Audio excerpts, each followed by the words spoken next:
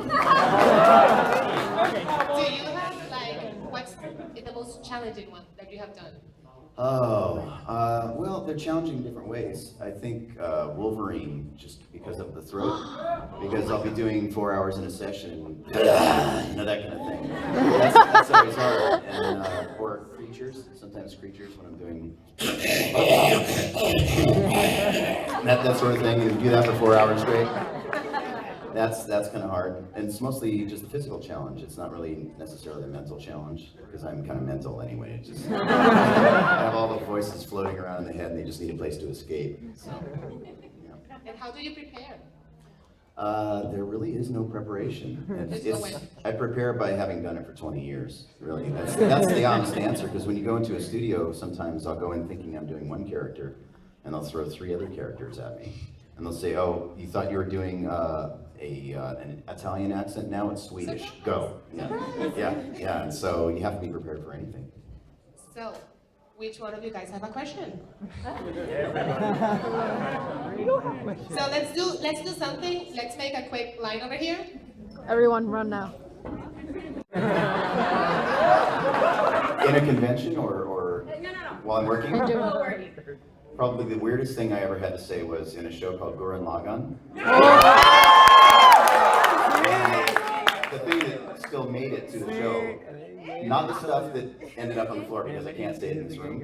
But for those of you who don't know that show, he's a robot mechanic, and he's in touch with his feminine side.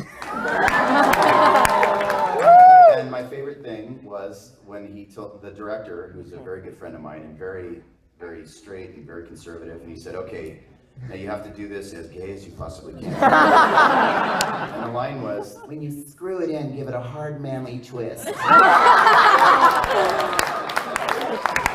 so I did. Very different from Wolverine, right? Balance. It's all about balance. I'd like to ask you, who's your favorite voice actor? Oh, man. Well, first of all, my son is Mr. Blum. He's a teacher. I'm just Steve. Secondly, my favorites, well, I loved Mel Blanc growing up. But in recent history, I would say Frank Welker. And for those of you who don't know Frank Welker's work, he's the voice of Scooby-Doo and Freddy and every animal you've ever heard in every Disney movie. He's one of the most talented, amazing human beings I've ever known, and a really, really nice guy. And when I first met him, I was working on Scooby-Doo, and I had my fanboy moment. I think I actually... And he was so great. He gave me his phone number, and he said, if you ever need advice or anything, just give me a call. And he's that kind of a guy. And then I got to work with him in Transformers Prime. He's my Megatron. Starscream. So that was my little fanboy dream come true. It's amazing.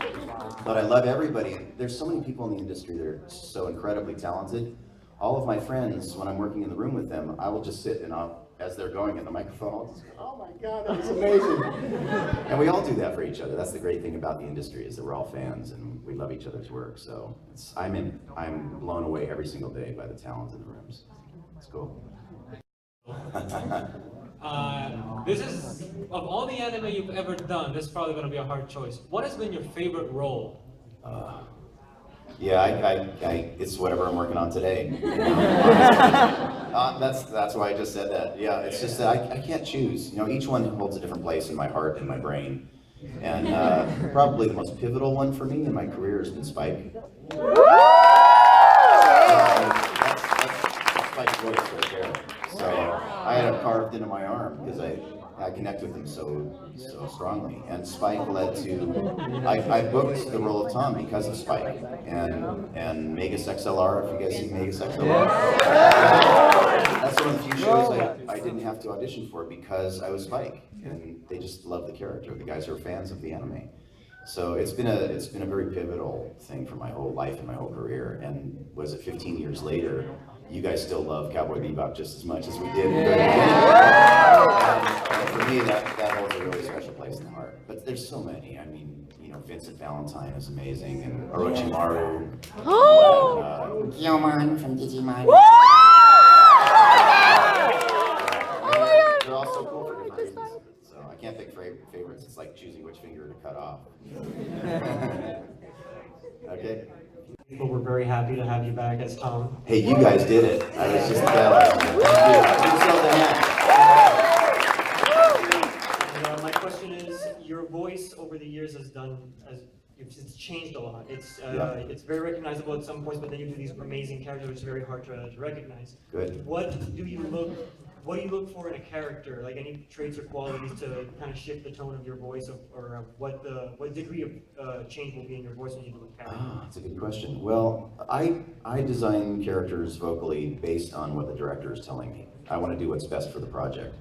And there have been a few projects in recent years where they wanted me to do even two characters within the same show that sound very similar. And that drives me crazy because I want to change them up as much as I can. But sometimes they won't let me, they don't want me to do that. And I wanted to do, for Samurai Champloo, for example, I wanted to do something very different with that voice. I started a lot deeper. And I wanted to take him away from Spike's voice because it's sort of a similar kind of character. But the Japanese client was there, and they said they wanted it to be close to the original Japanese. So they dialed me in to do it just a little bit higher than Spike, but basically the same character. And so I have to do what they tell me to do. And in some cases, they'll let me play a little bit, and especially if it's a new show, new characters that I'm working on, we'll get to play. But basically, they'll show me a picture, and that's where it starts. And like when I was saying, when I'm reading words and characters' voices come up, even more so with pictures. There was, I'm working on a new show now called Star Wars Rebels. It's amazing. It's coming out in September, and I'm playing this character called Zeb. And when we were first working with the character, we tried all sorts of different accents and things. And the first thing that came up to my mind was sort of a deep, sort of an English type of thing, sort of slurred once in a while. And they told me they like to smack stormtroopers' heads together. So we had a bit of that gruffness in there too. And they didn't want a straight English accent because he's from another planet, so he wouldn't be straight English. So we put a little English, we put a little Australian, just little flavors of all sorts of things, my favorite accents. We made this conglomerate of a character, and it came out really great. I mean, hopefully you guys will really love it, but that's where we start. We always start with one idea, and then we sort of build on that, and there's a team that helps me. And especially on a show like that, there's people from Disney, there's people from Lucasfilm, and everybody's got an opinion. They all want it to be the right thing, because this is a character that's gonna live on. And I take that approach with every character that I do, even if it's Soldier A, who's gonna die in one scene. I try to give him as much life into that one character as I possibly can. That's the challenge. You mean the I Am Krogan? Yes. Okay, the thing you have to know about Grunt is that they actually pitch my voice down, so it's not going to be exactly what you hear in the game. It's still you. But it was a bit, I am Krogan.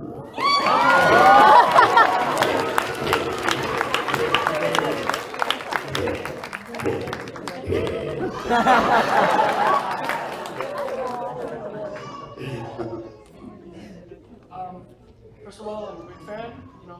Everybody here. Can you tell us about the monologue you did for one of the Tsunami episodes? Fall hard 7 times.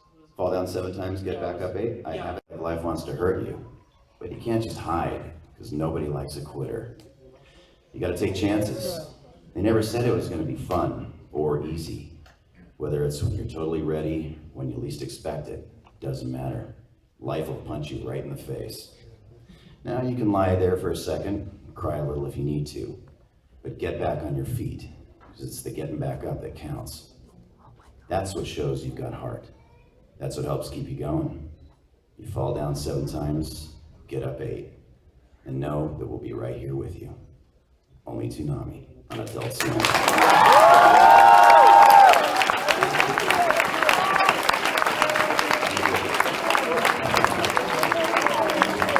Cheese in Wolverine's voice? Swiss cheese? Yes.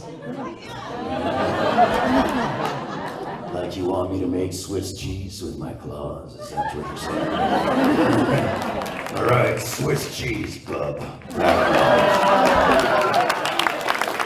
Alright, I have a question and I have a challenge. Do you do challenges by any chance? It depends on the challenge. Let me get the question. It doesn't require removal of clothing, does it? No. Just checking out. It's Puerto Rico!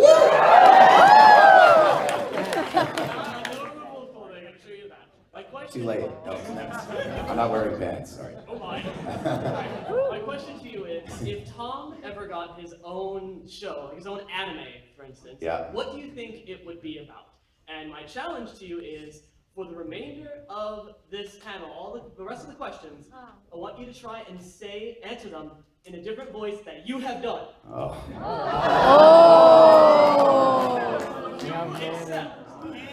I do not. Because I don't have to.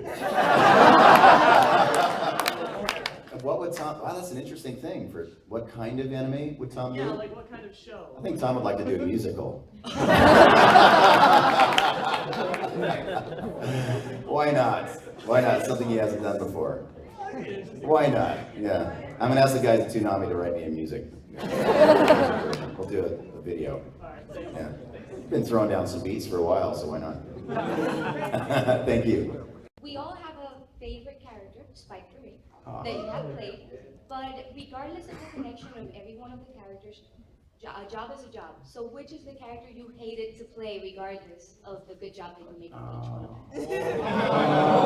That's a really good question. Well, to tell you the truth, I haven't hated any characters. I've loved every character I've played. There's only one show I ever walked out on. And the reason I walked out on it is because they called it Project X. They wouldn't tell me what it was. I came in and they said I was going to be this big creature with things coming out of his head. That's all they told me. What I didn't realize was that it was tentacles coming out of his head. And it involved a little girl. You guys know what that means. Yeah. I didn't know this. So I go into the studio and I'm this creature and I'm just doing my thing, just making, they said make the creature as gross as you can, and I was, you know, doing all these really disgusting things. And at first I thought, oh, this is cool, it's a cool creature. He's got like 10 eyes and all these tentacles going. And then all of a sudden they show this little girl and the creature starts attacking her. As you know, the creatures attack little girls in these things. Oh my Hentai, God. for those of you who don't know what it is. So I didn't know what it was, and I lasted about 10 minutes when I saw that first scene and what that creature was doing and the sound of that little girl screaming. I just said, you know what, I can't do it. I can't do it, guys. I just can't. And here's the contract back, and God bless you, but I'm not going to do this stuff. And so I walked out. Yeah. It's not technically an animated, yes it is, but the first question I'm gonna ask is, what's your favorite video game? And what was the first video game voice that you did? Oh, wow, that's a good question. I'm not a gamer, so I haven't played most of the games I worked on. I worked on over 300 games now, and I've played maybe 2 of them, I think, really badly. And I have to have my kids play me to my levels just to see my characters. So I can't really have an honest opinion about playing video games. But the first, I think the first video game I worked on was called Full Throttle. It was by LucasArts, and I was a biker. There was this biker named Sid, and all I remember was this guy riding a big Harley and punching his buddy who's on a bike next to him at 80 miles an hour. They're just having this big fist fight while they're riding on this highway. It was crazy. And then after that was The Dig, which was also a LucasArts thing. I played a German character named Ludger Brink, who got his hand stuck in the side of a mountain and he had to cut his own hand off. So that was a lot of screaming in that, and then just all kinds of crazy games after that. I don't even remember. So. One last question. Yes. What is your, when it became a major hit, video game or the first contract for a major video game? The first one that I thought was going to be a big hit? Ooh, maybe some of the Star Wars things. I've been doing the Star Wars games for a really long time, and if you guys are Star Wars fans that have been playing these games, the stormtroopers in the games, there's 3 of us that do the voices of all the stormtroopers. And so just getting to work on anything Star Wars made me scream like the fanboy again. And I thought I had made it to the big time when I was working on that. So yeah, that was really exciting. And then Lucas, it's interesting now that I have this new show with Star Wars coming around, because that was the very first game that I worked on was with LucasArts, and just to have anything to do with anybody that had anything to do with Star Wars was a huge thing for me. So yeah, very, very cool. Thank you, Steve. Thank you. Hi, Steve. Hi. I had 2 things. Yes. A request and a question. Okay. I don't know who in this room have watched Digimon, Yeah! Woo! but which role in the Digimon series was your favorite? That's pretty easy for me. Digimon. I loved season 3 of Digimon because I was so used to playing big, scary monster kind of characters. Including some of the other Digimon, Greydramon and Blackrock Greymon, and they were pretty ferocious guys. But Digimon, I'm sorry, Blackrock Greymon, yeah. What did I say? I don't even know what I'm saying. Even Flamedramon, the fire of courage, you know, this Stentorian sort of guy with flames all over him. It was great, but Guilmon was one of the first characters that I got to play. who was sweet and innocent and called his partner Takatomon. And just wanted Digimon bread and sleepy by nappy time. And it was one of the first things that my kids could watch, and you know, and they wouldn't have nightmares. So, yeah, I love that, and that show, and I was a writer for that show too. So it was one of the very few anime that I'd worked on that I actually understood what was going on as I'm saying the words, because I understood the whole context. I wrote a lot of those episodes, and so I got to write for my friends too. So that one holds a very warm place in my cold black heart. Can you say, the request is, can you say Guilmon loves Puerto Rico? Oh, sure. This is easy. Digimon loves Puerto Rico.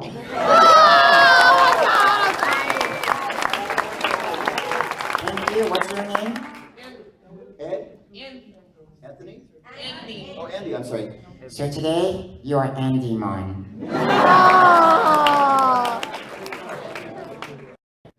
So do I, thanks. I was wondering if you can say I love you, Caroline, in Spice Bagel's voice. Sure. I love you, Caroline. Bang. And also, I would like you to troll one of my friends who's in this room. Oh, yeah? Orochimaru. I want you to say, Eric, I want your body. Stand up. Where's Eric?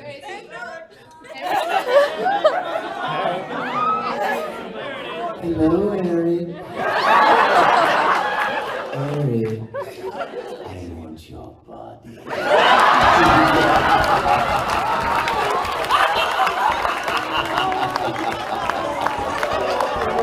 Well, this is gonna be very fast, and I want to request a challenge.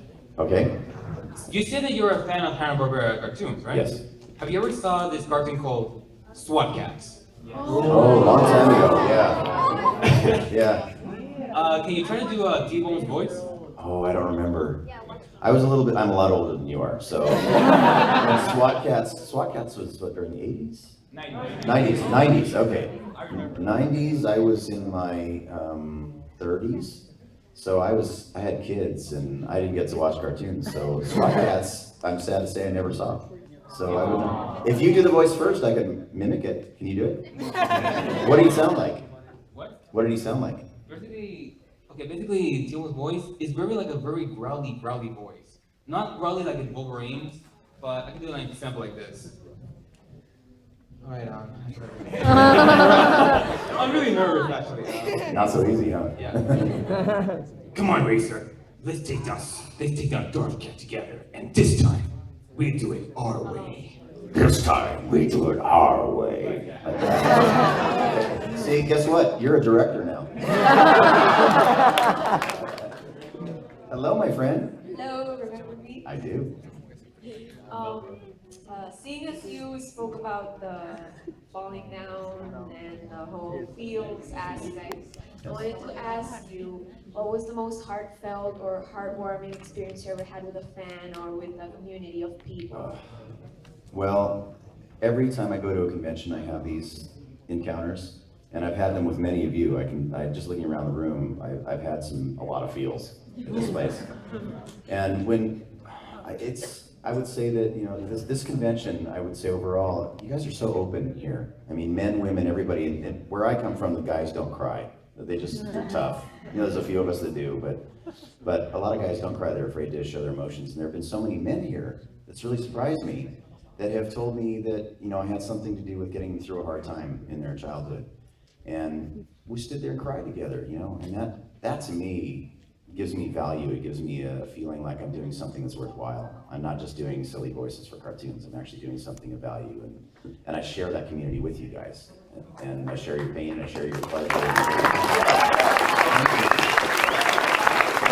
And one other thing the thing that really gave me notice of this kind of community and really got me tuned in to make myself vulnerable enough to feel that was I was in New Zealand a few years back, and a guy told me that his son, this huge Samoan guy, tattoos all over him, came up to me and he told me that his son couldn't speak. He was nonverbal and he had autism, and he would sit in the corner and he would just rock.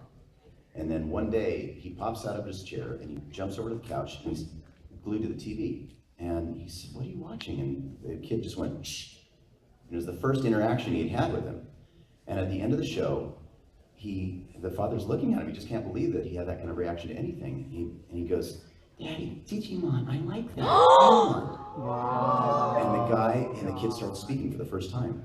And I stood with this 400-pound man, and we hugged and we cried together. Oh my God. And the next day, he brought the boy, who's now 12 years old, it's like 4 years later. The boy is, he's fully functional. He has friends. He feels like he's part of a community. He games online, and he brought the boy and his sister and the wife. And I was doing an autograph signing, and they were way back in the line, and I saw him, and I got up and I ran back there, and we're all just hugging and crying. And it opened up my heart. It opened up my heart, made me a more vulnerable person, and it changed me physically. So that when I come here, this is what fills me up, is you guys. This is the reason I do this stuff now. So much more so than the silly voices or fame or anything. Sorry, that was a long answer, but I had to get it out. It's like the ultimate combination, the perfect storm of awesome. It was, and a giant robot. Yeah. It was so cool. And my request, can you say the phrase, "We have come to terms" as Royal? Okay. We have come to terms. And also, Big O, showtime!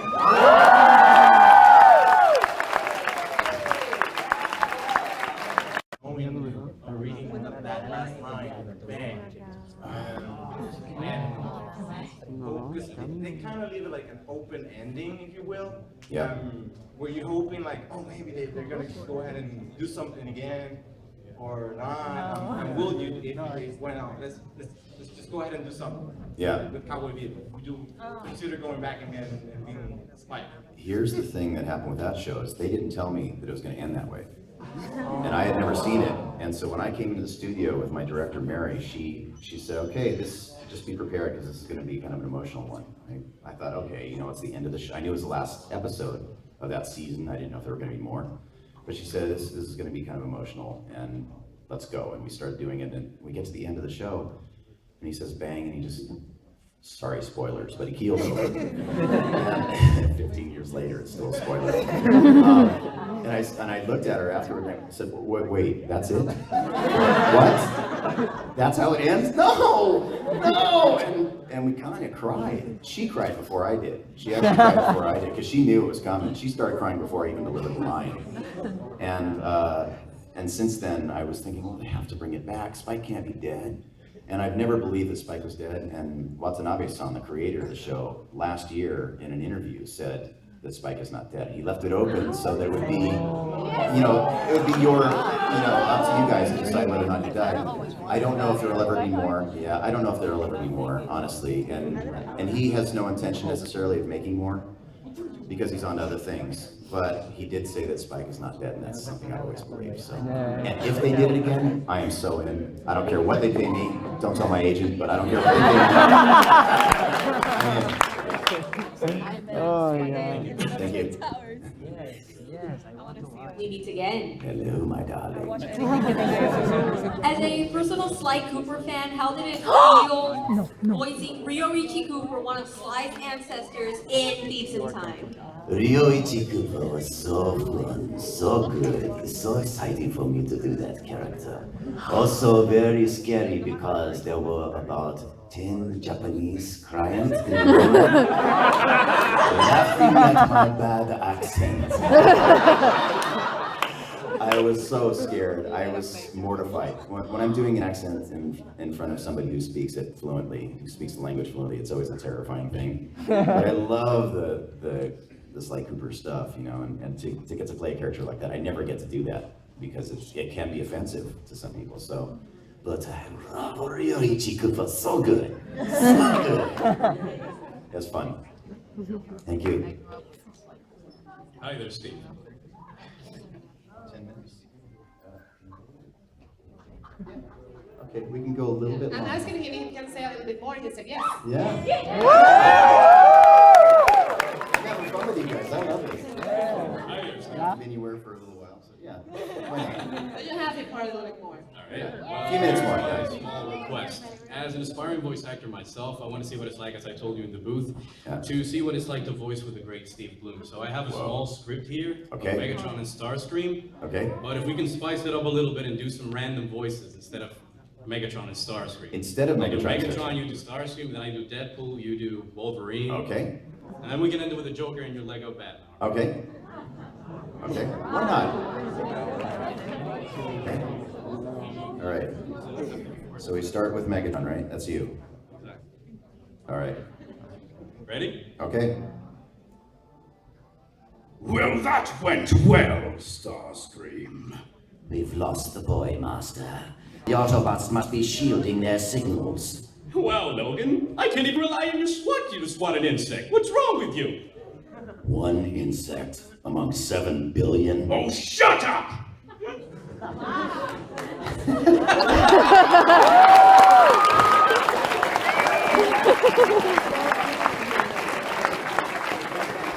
He could be anywhere. Then we will force them to find him for us. It's time for the world to know about our presence. No more disguises. No mercy for Batman. It's time has come for his master's arrival.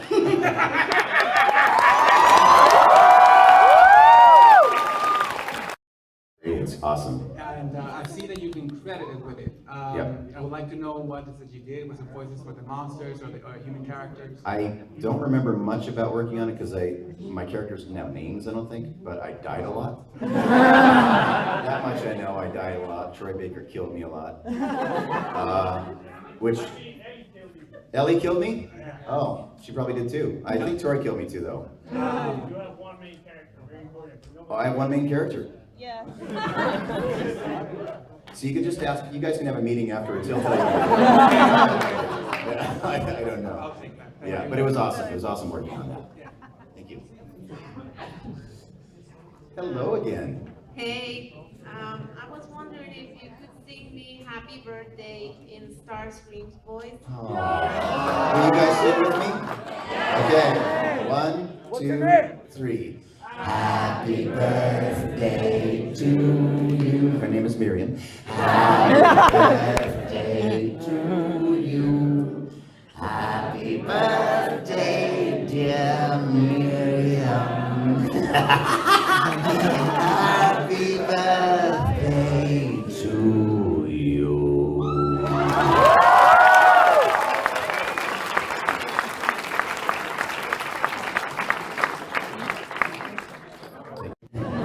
Here we are together. Oh, yes. This is more a request. I want you to do the Amon voice and say the words "prepare to get Shyamalan." Yeah, prepare to get Shyamalan with the Amon voice. Oh God. Prepare to get Shyamalan. Thank you, Steve. You're welcome. You've been purified.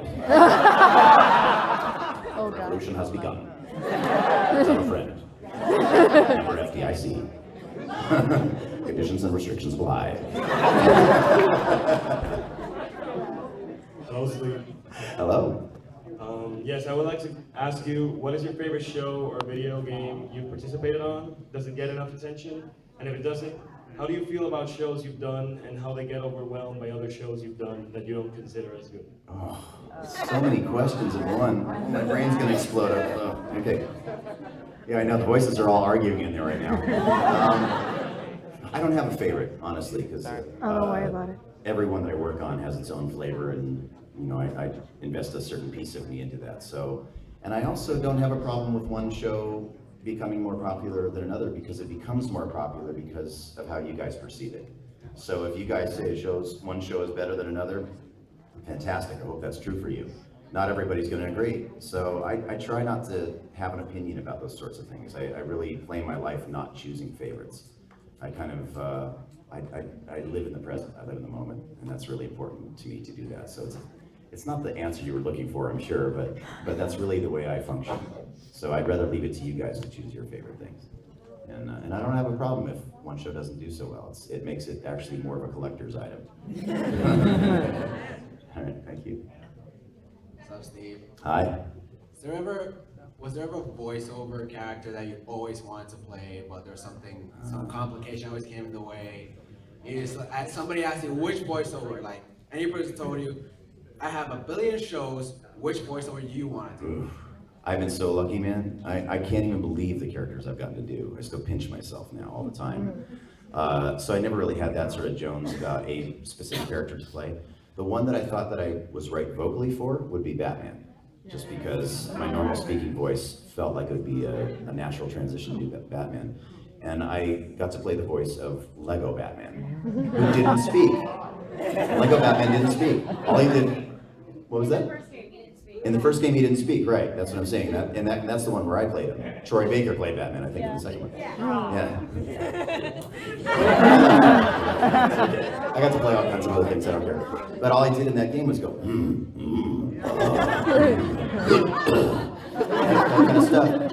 But in my little 8-year-old fanboy mind, I was going, I'm playing Batman, I don't care. I just didn't care. And I bought a little Lego figurine, and I have it hanging above my desk.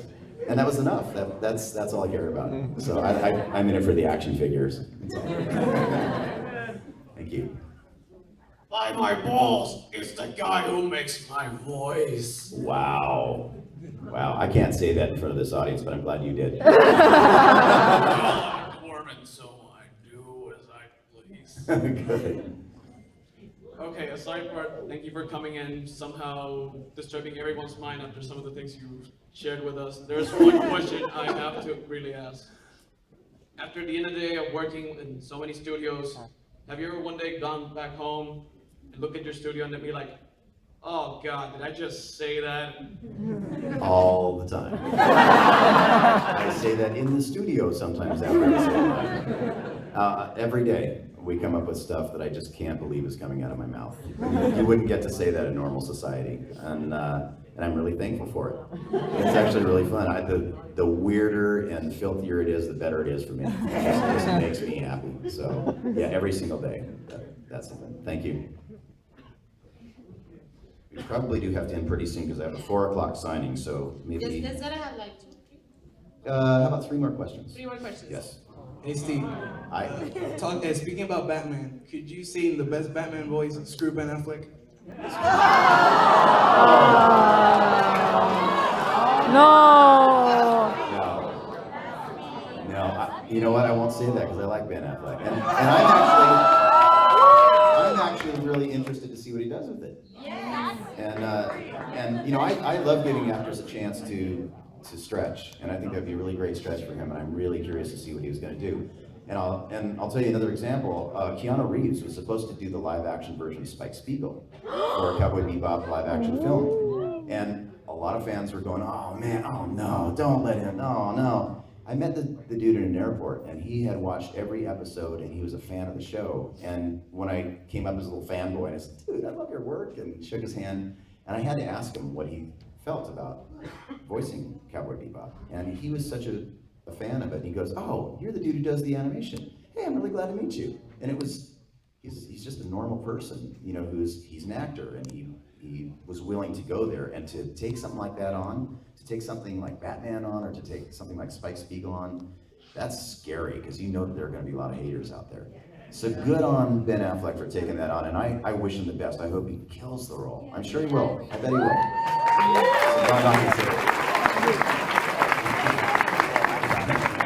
Hey. I just want to say that I'm glad to have you here because you're an idol for me. And due to you having such voice. Has it ever helped you get out of any tough spot, or can it help make you do? Can you? I'm not very good at English. Much better than my Spanish.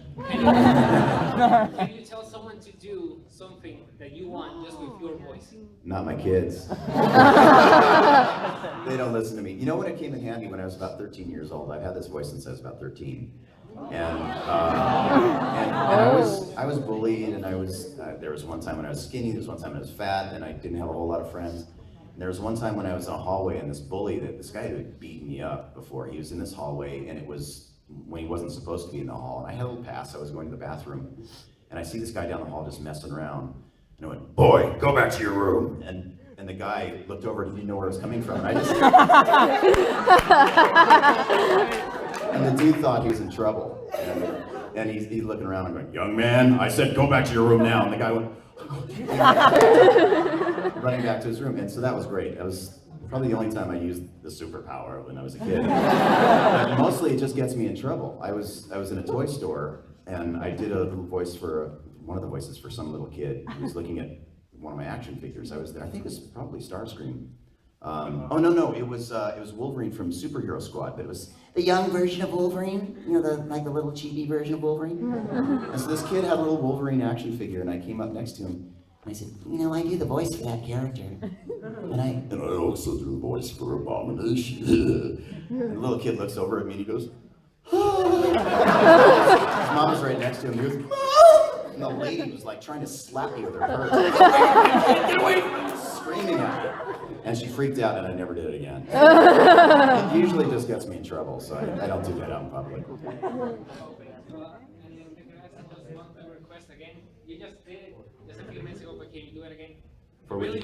really motivates me when you say it. For which one? Big O Showtime. Okay. I gotta turn this because I'll hurt everybody. Big O! Showtime!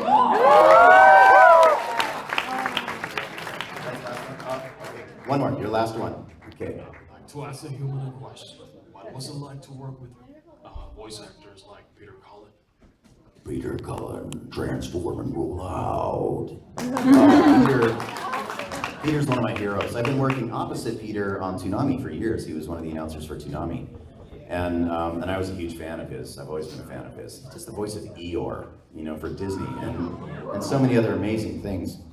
And to get to work with him in the room on Transformers Prime was like a little fanboy's dream. And to have Optimus Prime and Megatron standing next to me in the booth. And we've become friends. We've actually we became very close on the show. And I see Peter from time to time. He's working on another show I'm working on now called Transformers Rescue Bots. It's a show for kids. And he comes in and he plays Optimus Prime. And I'm like his second in command. I'm playing this character called Heatwave. And I'm asking his advice in the show, and Peter's right there next to me again. And every time he opens that mouth, he's this very fit, older man, very distinguished, black hair and this mustache. He looks like old Hollywood. Peter's just this distinguished old man. He's not an old man, but Peter, he's a distinguished older gentleman. And to see when he opens that mouth, you would expect the voice of Optimus Prime, that huge thing to come out of a giant man. Peter opens his mouth and the whole room vibrates. You can feel it in your skin. It's crazy. And I swear he must unhinge his jaw or something. I don't know what it is. So every time he does it, every time he says, roll out, everybody in the room freaks out. All of us freak out. And we're seasoned actors. Most of us have been doing it for 20 years. And we all went through. It's awesome. And it never gets old. So anyway, so thank you for that. Thank you guys so much for the incredible warm welcome here. Thank you.